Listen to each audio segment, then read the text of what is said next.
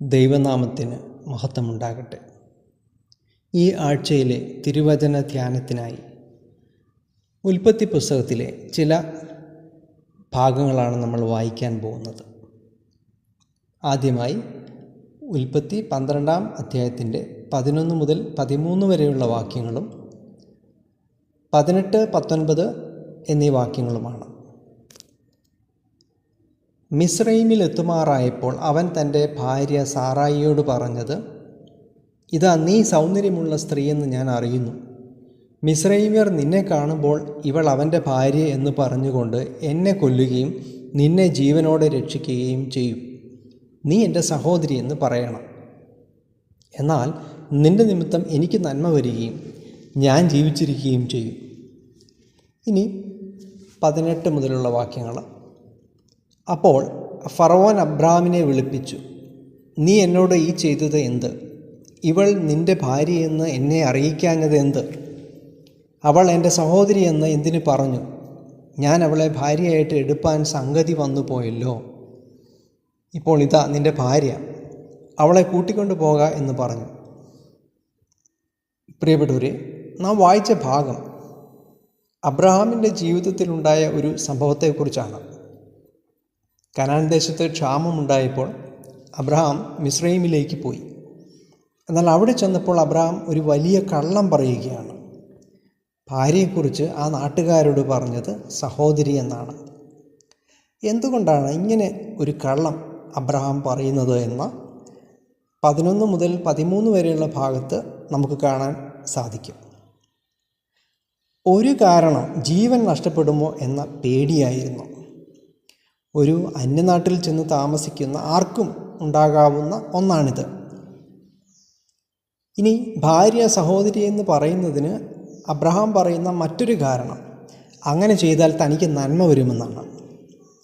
അബ്രഹാമിൻ്റെ ആ പ്രതീക്ഷ യാഥാർത്ഥ്യമായി എന്നത് 16-ാം വാക്യം വായിക്കുമ്പോൾ നമുക്ക് മനസ്സിലാകുന്നുണ്ട്.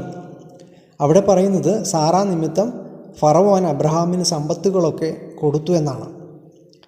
എന്നാൽ കള്ളം പറഞ്ഞില്ലെങ്കിൽ ജീവൻ നഷ്ടപ്പെടുമെന്ന അബ്രഹാമിൻ്റെ ചിന്ത തെറ്റായിരുന്നു എന്ന് പിന്നീടുള്ള ചരിത്രം വായിക്കുമ്പോൾ നമുക്ക് മനസ്സിലാക്കാൻ കഴിയും. പ്രിയപ്പെട്ടവരെ, ഈ ഭാഗം വായിച്ചപ്പോൾ എൻ്റെ മനസ്സിലുണ്ടായ ഒരു ചോദ്യം, അബ്രഹാം തികച്ചും ഒരു സ്വാർത്ഥനായി പോയില്ലേ എന്നാണ്. സാറ തൻ്റെ ഭാര്യയല്ല സഹോദരിയാണെന്ന് അറിയുമ്പോൾ ആ നാട്ടിലുള്ള ആർക്കെങ്കിലും സുന്ദരിയായ ഇവളെ വിവാഹം കഴിക്കാൻ ആഗ്രഹമുണ്ടാകുമല്ലോ എന്ന് അബ്രഹാം ചിന്തിച്ചതേയില്ല. തൻ്റെ ഭാര്യയുടെ സുരക്ഷയെക്കുറിച്ച് ചിന്തിക്കാതെ സ്വന്തം സുരക്ഷയെക്കുറിച്ച് മാത്രം ചിന്തിച്ച ഒരു അബ്രഹാമിനെയാണ് നാം ഇവിടെ കാണുന്നത്. ഭാര്യയെ സഹോദരി എന്ന് കള്ളം പറഞ്ഞതുകൊണ്ട് എന്ത് സംഭവിച്ചു? 15-ാം വാക്യത്തിൽ കാണുന്നത് സാറയെ രാജാവായ ഫറവോൻ തൻ്റെ കൊട്ടാരത്തിലേക്ക് കൊണ്ടുപോയി എന്നാണ്. എന്നാൽ അവർ ദാമ്പത്യബന്ധത്തിൽ ഏർപ്പെട്ടിട്ടുണ്ടാകില്ല. എസ്തേറിന് രാജാവിൻ്റെ ഭാര്യയായി തീരുന്നതിന് മുൻപ് 12 മാസം ലഭിച്ച ചരിത്രം നമുക്കറിയാമല്ലോ. രാജകൊട്ടാരത്തിൽ 12 മാസം താമസിച്ചതിന് ശേഷമാണ് അവൾ രാജാവിൻ്റെ പള്ളിയറയിലേക്ക് പോയത്. അതുപോലെ സാറയ്ക്കും ചില ദിവസങ്ങളിൽ കൊട്ടാരത്തിൽ താമസിക്കേണ്ടി വന്നിരിക്കാം. എന്നാൽ ഇതിൻ്റെ ഫലം എന്തായിരുന്നു? ഫറവോയുടെ കുടുംബത്തിൽ വലിയ രോഗങ്ങളുണ്ടായി. പിന്നീട് ഫറവോൻ അറിഞ്ഞു ഈ സാറ മറ്റൊരാളുടെ ഭാര്യയാണെന്ന്. എങ്ങനെയായിരിക്കാം ഫറവോൻ ഈ രഹസ്യം അറിഞ്ഞത്? ചിലപ്പോൾ സാറ തന്നെ പറഞ്ഞതാകാനും സാധ്യതയുണ്ട്. ഫറവോൻ്റെ കുടുംബത്തിൽ വലിയ രോഗങ്ങൾ ഉണ്ടായപ്പോൾ അവിടെയുള്ളവർ ചിലപ്പോൾ ഇങ്ങനെ പറഞ്ഞിട്ടുണ്ടായിരിക്കാം, ഇവൾ ഈ കുടുംബത്ത് വന്ന് കയറിയപ്പോൾ മുതൽ തുടങ്ങിയതാ ഇവിടുത്തെ ദുരിതങ്ങൾ.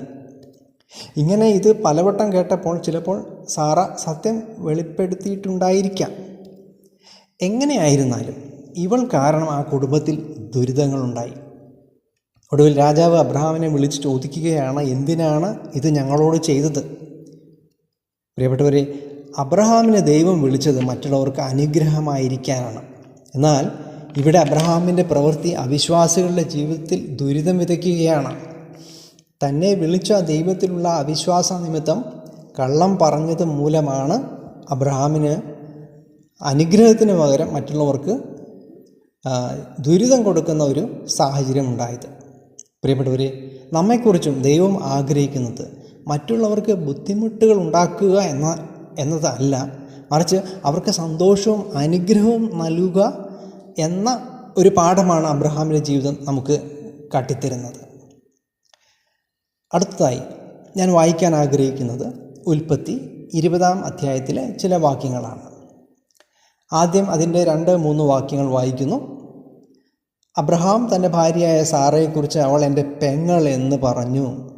ഗെരാർ രാജാവായ അബീമേലെക്ക് ആളയച്ച് സാറയെ കൊണ്ടുപോയി. എന്നാൽ രാത്രിയിൽ ദൈവം സ്വപ്നത്തിൽ അബീമേലെക്കിൻ്റെ അടുക്കൽ വന്ന് അവനോട്, നീ എടുത്ത സ്ത്രീയുടെ നിമിത്തം നീ മരിക്കും, അവളൊരു പുരുഷൻ്റെ ഭാര്യ എന്ന് അരുളി ചെയ്തു. ഇനി 9-11 വാക്യങ്ങൾ വായിക്കുകയാണ്. അബീമേലെക്ക് അബ്രഹാമിനെ വിളിപ്പിച്ച് അവനോട്, നീ ഞങ്ങളോട് ചെയ്തത് എന്ത്? നീ എൻ്റെ മേലും എൻ്റെ രാജ്യത്തിന്മേലും ഒരു മഹാപാപം വരുത്തുവാൻ തക്കവണ്ണം ഞാൻ നിന്നോട് എന്ത് ദോഷം ചെയ്തു? ചെയ്യരുതാത്ത കാര്യം നീ എന്നോട് ചെയ്തുവല്ലോ എന്ന് പറഞ്ഞു. 11-ാം വാക്യം, അബ്രഹാം പറഞ്ഞത്, ഈ സ്ഥലത്ത് ദൈവഭയമില്ല നിശ്ചയം. എൻ്റെ ഭാര്യ നിമിത്തം അവർ എന്നെ കൊല്ലും എന്ന് ഞാൻ നിരൂപിച്ചു. വാസ്തവത്തിൽ അവൾ എൻ്റെ പെങ്ങളാകുന്നു, എൻ്റെ അപ്പൻ്റെ മകൾ, എൻ്റെ അമ്മയുടെ മകളല്ല താനും. അവൾ എനിക്ക് ഭാര്യയായി. പ്രിയപ്പെട്ടവരെ, ആദ്യത്തെ തെറ്റ് അബ്രഹാം ഇവിടെ ആവർത്തിക്കുന്നതായി നമുക്ക് കാണാം. ഇവിടെ കള്ളം പറയുന്നതിനായി അബ്രഹാം പറയുന്ന ന്യായം എന്താണ്? ഈ നാട്ടിലുള്ളവർക്ക് ദൈവഭയമില്ലെന്ന് ഞാൻ കരുതി. എന്നാൽ ആ ഭയത്തിന് യാതൊരു അടിസ്ഥാനവുമില്ല എന്ന് 4-ാം വാക്യത്തിൽ നിന്ന് നമുക്ക് മനസ്സിലാകാം. അവിടെ അബീമേലെക്ക് രാജാവ് ദൈവത്തോട് പറയുന്നത്, ഞാനിത് ഹൃദയപരമാർത്ഥതയോടെ ചെയ്തു എന്നാണ്. അബീമേലെക്കിൻ്റെ വാക്കുകൾ സത്യമാണെന്ന് ദൈവവും അംഗീകരിക്കുന്നുണ്ട്. ഇവിടെ തെറ്റ് ചെയ്തത് അവിശ്വാസിയായ അബീമേലെക്കല്ല, വിശ്വാസിയായ അബ്രഹാമാണ്. അവിശ്വാസികളെ അകാരണമായി തെറ്റിദ്ധരിക്കുകയും ഭയപ്പെടുകയും ചെയ്തതാണ് അബ്രഹാം ചെയ്ത തെറ്റ്. ഇതിൻ്റെ ഫലമായി ഫറവോൻ്റെ കുടുംബത്തിൽ ഉണ്ടായതുപോലെ അബീമേലെക്കിൻ്റെ കുടുംബത്തിലും പ്രശ്നം ഉണ്ടായതായി ഈ അധ്യായത്തിൻ്റെ 17, 18 എന്നീ വാക്യങ്ങളിൽ നമുക്ക് കാണാൻ സാധിക്കും. ഇവിടെ അബ്രഹാം പറയുന്ന ഒരു ന്യായം നിങ്ങൾ ശ്രദ്ധിച്ചോ? വാസ്തവത്തിൽ അവൾ എൻ്റെ പെങ്ങളാണ്, അതായത് അപ്പൻ്റെ മകൾ, എന്നാൽ അമ്മയുടെ മകളല്ല, അവൾ എനിക്ക് ഭാര്യയായി. പ്രിയപ്പെട്ടവരെ, ചില ആളുകൾ ഇങ്ങനെയാണ്, അർത്ഥസത്യങ്ങൾ പറയും. എന്നാൽ ഇത് പറയുന്നത് മുഴുവൻ സത്യവും വെളിപ്പെടാതിരിക്കാൻ വേണ്ടിയാണ്. സാറ അബ്രഹാമിൻ്റെ ഭാര്യയായതിനു ശേഷം പിന്നെ സഹോദരിയാണ് എന്ന് പറയുന്നതിന് പ്രസക്തിയില്ല. അതാണ് അബ്രഹാം പറഞ്ഞതിലെ തെറ്റ്. ഈ 2 സംഭവങ്ങളിലും ഭയവും ദൈവത്തിലുള്ള അവിശ്വാസവും മൂലം മറ്റുള്ളവരുടെ ജീവിതത്തിൽ കഷ്ടപ്പാടുകൾ ഉണ്ടാക്കുവാൻ അബ്രഹാം കാരണക്കാരനാവുകയാണ്. എന്നാൽ പ്രിയപ്പെട്ടവരെ, അബ്രഹാമിന് ദൈവത്തിൽ ആശ്രയം കുറഞ്ഞു പോയെങ്കിലും അബ്രഹാമിനെ വിളിച്ച ദൈവം അബ്രഹാമിനെ സംരക്ഷിക്കുന്ന കാഴ്ചയാണ് ഈ 2 സംഭവങ്ങളിലും നാം കാണുന്നത്. എൻ്റെ ഭക്തൻ്റെ കുടുംബത്തെ തൊട്ടാൽ ഞാൻ നിന്നെ കൊന്നുകളയുമെന്നാണ് അബീമേലെക്ക് രാജാവിനോട് ദൈവം പറയുന്നത്. പ്രിയപ്പെട്ടവരെ, എത്ര വിശ്വസ്തനാണ് നമ്മുടെ ദൈവം. 2 തീമോഥെയോസ് 2-ാം അധ്യായത്തിൻ്റെ 13-ാം വാക്യത്തിൽ നമ്മൾ വായിക്കുന്നത്, നാം അവിശ്വസ്തരായിരുന്നാലും അവൻ വിശ്വസ്തനായി പാർക്കുന്നു. പ്രിയപ്പെട്ടവരെ, നമുക്ക് ഭയം വേണ്ട. നമ്മുടെ ദൈവം നമ്മെ പ്രതികൂലങ്ങളിൽ നിന്നും വിടുവിക്കാൻ ശക്തനാണ്. നമുക്ക് നമ്മുടെ ജീവിതത്തെ ഈ ദൈവത്തിൻ്റെ കരങ്ങളിലേക്ക് സമർപ്പിക്കാം എന്ന് ആഹ്വാനം ചെയ്തുകൊണ്ട് ഞാൻ എൻ്റെ വാക്കുകൾ ചുരുക്കുന്നു. ദൈവനാമം എന്നും എന്നേക്കും വാഴ്ത്തപ്പെടുമാറാകട്ടെ.